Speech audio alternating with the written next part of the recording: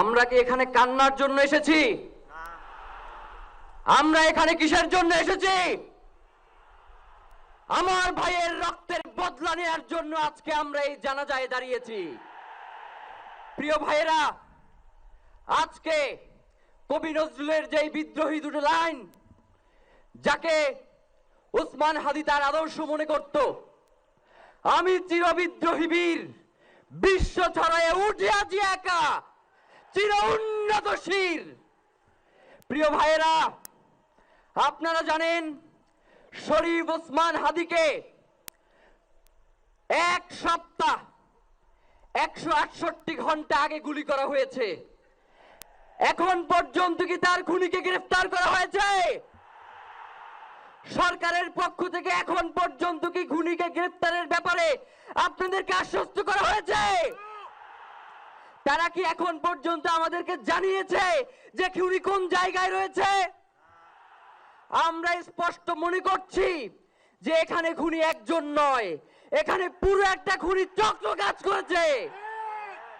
আমরা ইনকিলাব মঞ্চ এবং তার পরিবারের পক্ষ থেকে আপনাদেরকে জানিয়ে দিতে চাই, খুনি, খুনের পরিকল্পনাকারী, খুনের সহায়তাকারী এবং পুরো খুনি চক্রকে বিচারের আওতায় নিয়ে আসতে হবে। এবং আগামী 24 ঘন্টার মধ্যে স্বরাষ্ট্র উপদেষ্টা এবং সহকারী উপদেষ্টা খুদাবক্স তাদেরকে জনতার সম্মুখে এসে তারা এই খুনের ব্যাপারে গত এক সপ্তাহ ধরে কি পদক্ষেপ নিয়েছে তা জনসম্মুখে জানাতে হবে। যদি তারা জানাতে না পারে তাহলে তাদেরকে পদত্যাগের জন্য প্রস্তুত থাকতে হবে। আমরা ইনকিলাব মঞ্চ কোনোভাবেই শরীফ ওসমান হাদির রক্তকে বৃথা যেতে দেব না। আমরা ঘোষণা করতে চাই, শরীফ ওসমান হাদির রক্তের মধ্য দিয়ে বাংলাদেশ ইনসাফ কায়েম হবে।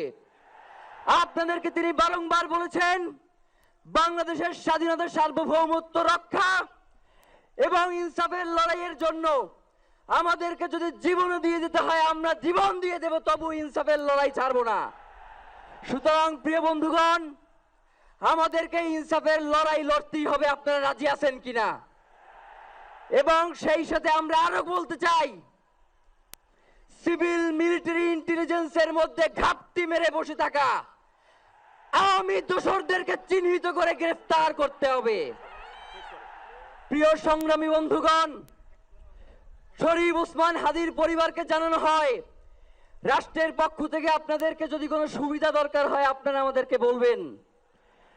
আমরা শরীফ ওসমান হাদির পরিবার থেকে রাষ্ট্রকে জানাতে চাই, যদি এই রাষ্ট্রকে রক্ষা করতে শরীফ ওসমান হাদির পরিবারের 5 সদস্য, তার ভাই এবং বোনদের যদি রক্ত লাগে তারা দেওয়ার জন্য প্রস্তুত রয়েছে, তবুও এই খুনিদেরকে চিহ্নিত করে বিচারের মুখোমুখি করতে হবে।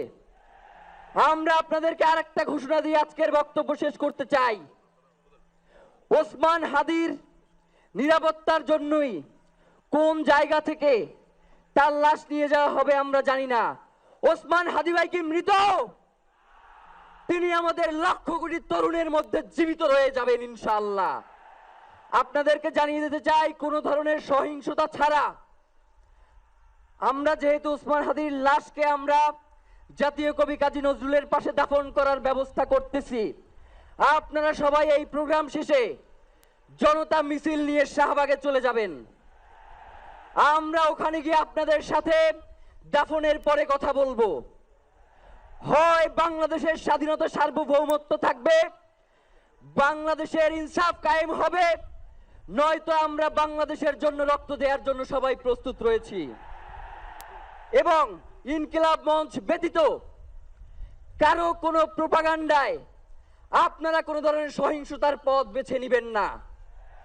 আমরা ইনকিলাব মঞ্চের পক্ষ থেকে আপনাদেরকে জানাবো কখন কি ব্যবস্থা গ্রহণ করতে হবে।